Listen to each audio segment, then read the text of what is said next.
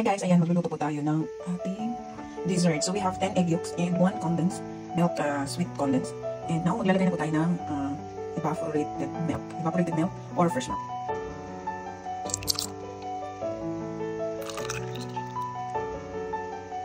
So ngayon i-mix na po natin ang condensed and yolks.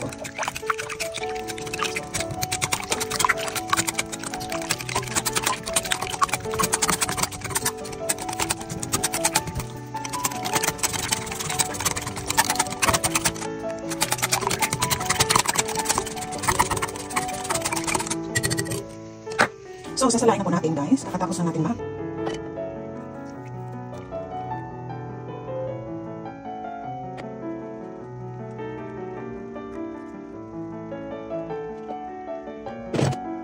So, ayan na guys. Tapos na po tayo magsala ng ating itlog at ready for to put in lianera. So, mayroon na po tayong lianera dito. Lalagyan po natin ito ng vanilla soka. Ito po yung ginagamit ko for caramel. Ayan. So, maglalagay na po tayo.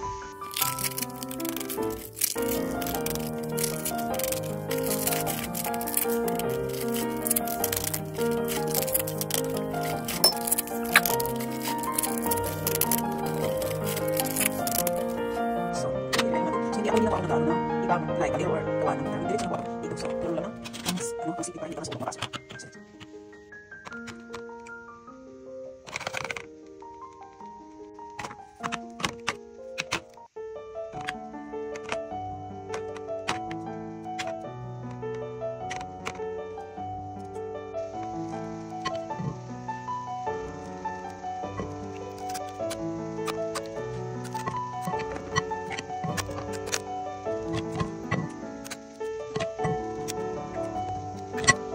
So, ayan na guys, may tatlo tayo dito. Yan na ng ating leche lang yan. Ready na po itong ilagay sa steamer. Takpan muna natin bago natin ilagay sa steamer.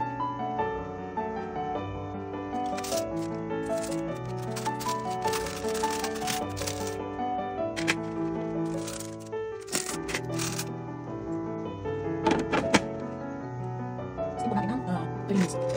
Yes, 30 minutes natin.